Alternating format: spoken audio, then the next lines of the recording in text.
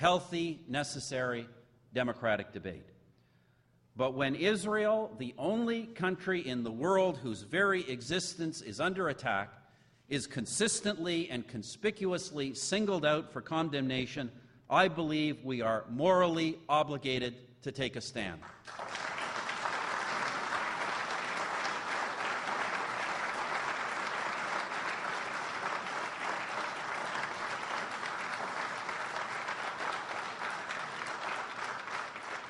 Demonization, double standards, delegitimization.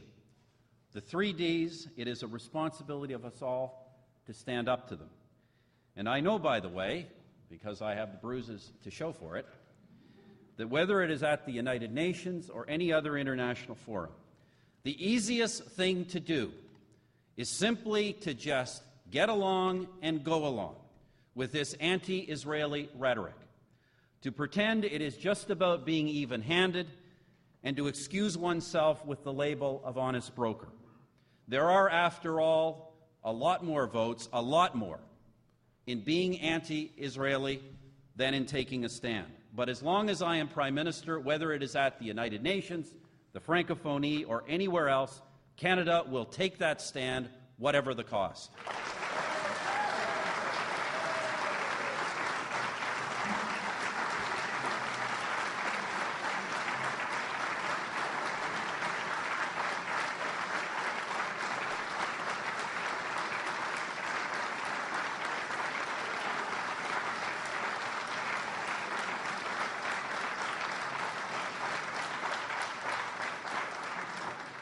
And friends, I say this not just because it is the right thing to do, but because history shows us, and the ideology of the anti-Israeli mob tells us all too well, if we listen to it, that those who threaten the existence of the Jewish people are a threat to all of us.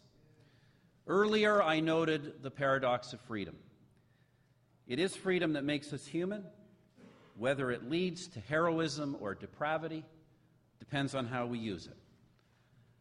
Alors que grandir le spectre de l'antisémitisme, notre responsabilité est de plus en plus claire. Nous sommes des citoyens de pays libres. Nous avons le droit et donc l'obligation de parler et d'agir.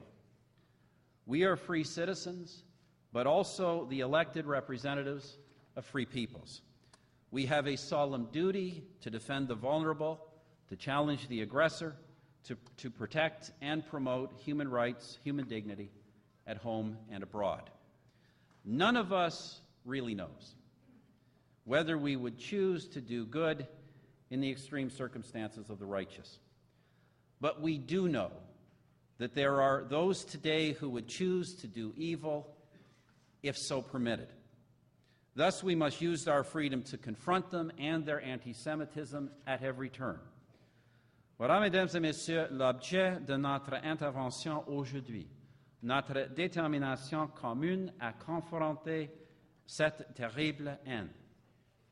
Le travail que nous avons entrepris dans nos propres pays et en collaboration les uns avec les autres est un signe d'espoir.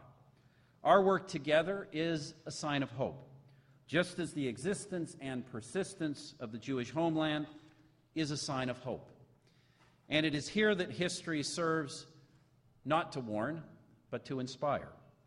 As I said on the 60th anniversary of the founding of the State of Israel, Israel appeared as a light in a world emerging from a deep darkness. Against all odds, that light has not been extinguished.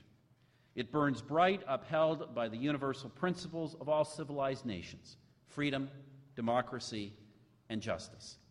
By working together more closely in the family of civilized nations, we affirm and strengthen those principles, and we declare our faith in humanity's future, in the power of good over evil. I want to thank you all for all you are doing to spread that faith, and I want to thank you for your kind attention today. Merci beaucoup.